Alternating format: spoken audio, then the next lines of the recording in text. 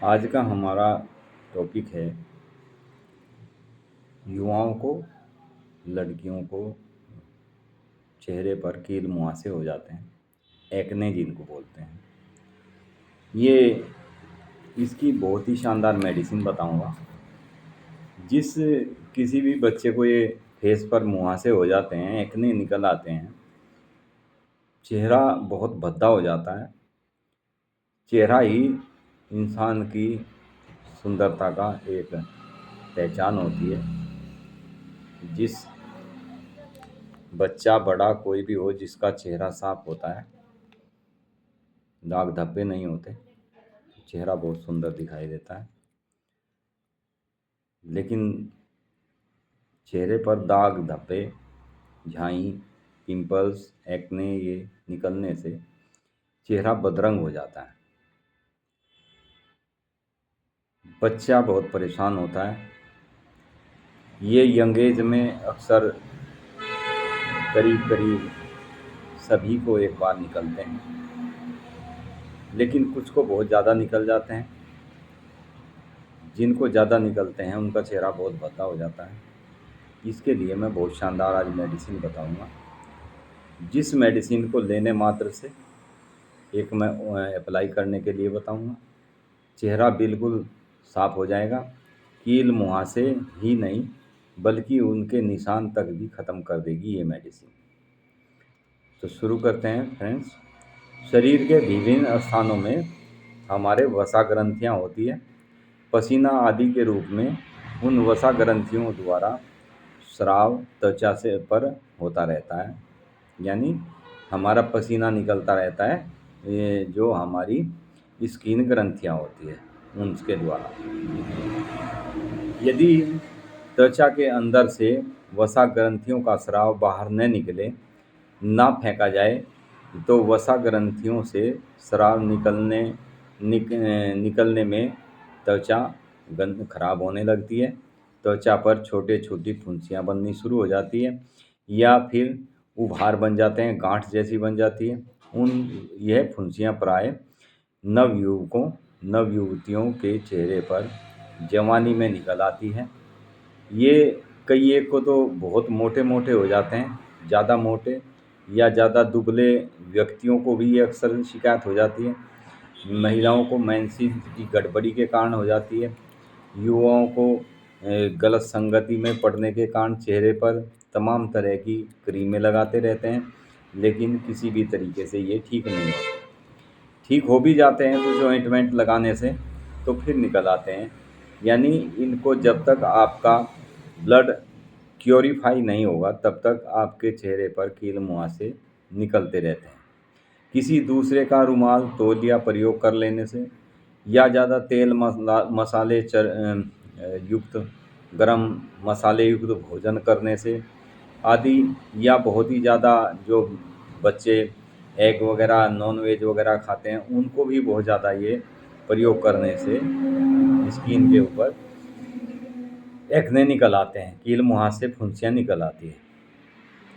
ये रोग बहुत दुख देता है और ठीक होने का नाम नहीं लेता। जैसे ही यह रोग हो, फुंसियों को नाखून आदि से दबाना नहीं चाहिए। कई बच्चे उनको दबाते रहते हैं कि इसका पस निकल जाएगा तो ये ठीक हो जाएगा, लेकिन वे अपना निशान छोड़ जाते हैं। दूसरों के रुमाल आदि का प्रयोग करना भी इसमें गलत होता है।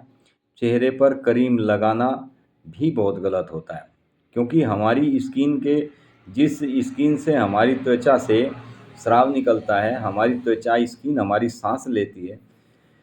चेहरे पर क्रीम वगैरह लगाने से वो स्किन के रोम जो होते हैं वे बंद हो जाते हैं, जिसके कारण भी अक्सर चेहरे पर लगाते हैं ठीक करने के लिए, लेकिन और जगह निकल आते हैं। एक जगह से ठीक हुए दूसरी जगह निकल जाते हैं। ऐसे क्रीम को फेस पर लगाने से अक्सर ज़्यादातर फेस खराब हो जाता है। ज़्यादा तेज़ मसालों का प्रयोग करना भी इसमें बहुत हानिकारक होता है। हरी सब्जियों का सेवन बहुत ज़्यादा मात्रा में करना चाहिए।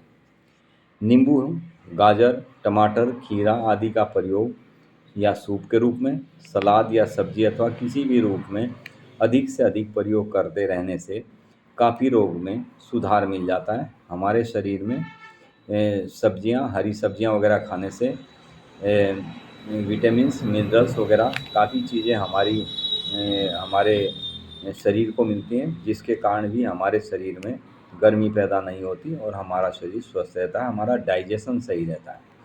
कुछ ऐसे बच्चे होते हैं जिनको कॉन्स्टिपेशन बहुत ज़्यादा होता है। कई बच्चे ऐसे भी होते हैं जैसे स्कूल कॉलेज में गए हुए होते हैं, सुबह फ्रेश होके नहीं जाते।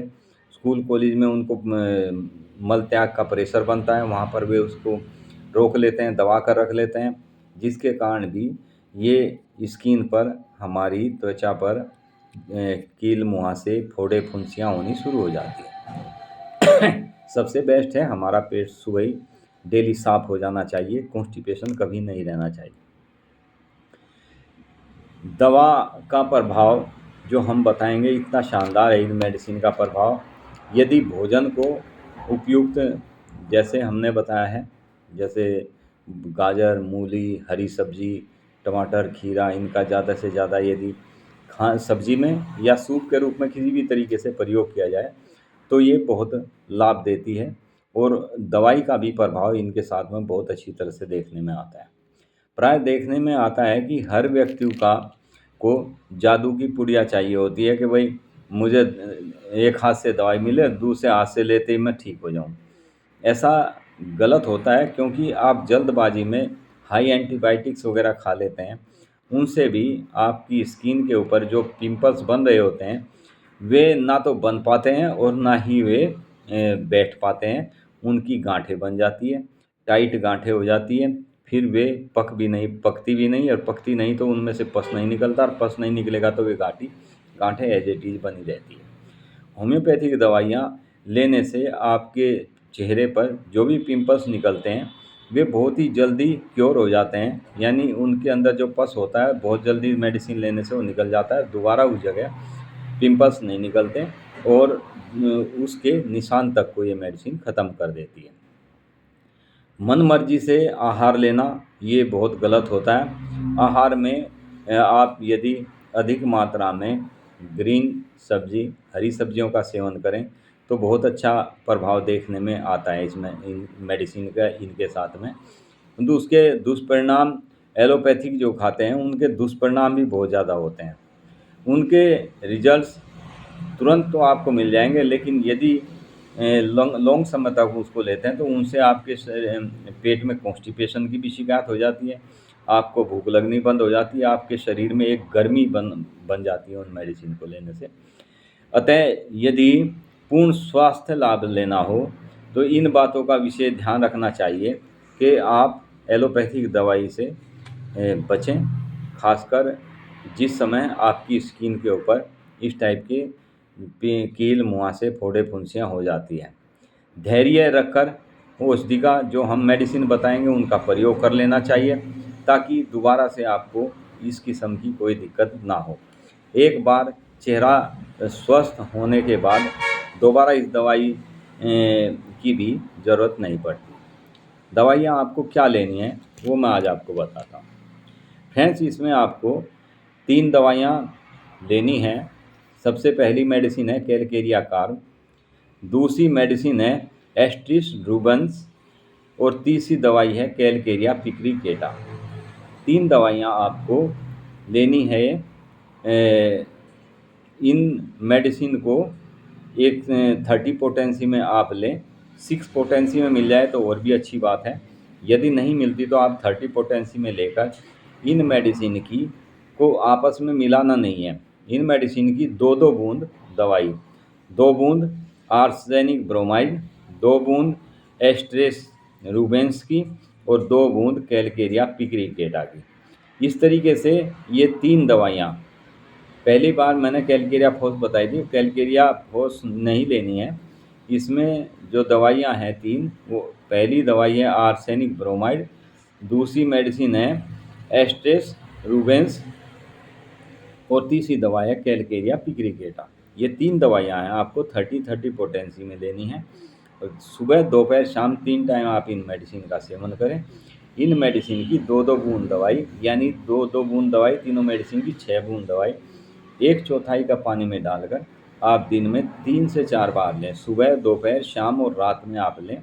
दूसरी एक मेडिसिन आपको चेहरे पर अप्लाई करनी है, वो मेडिसिन है बेरबेरिस एक्विफोलियम। ये मदर टिंचर में आती है। इसका मदर टिंचर आप लें, 100 ml की आप बोतल ले लें इसकी, और इसको कॉटन के ऊपर डालकर कॉटन से आपके फेस पर जहाँ पर भी पिंपल्स हो या पिंपल्स के निशान हो, उस जगह पर आप इस मेडिसिन को अप्लाई करें। तो ये मेडिसिन आपके पिंपल्स ही नहीं, आपके चेहरे पर जो निशान पिंपल छोड़ जाते हैं उनको भी ठीक कर देती है।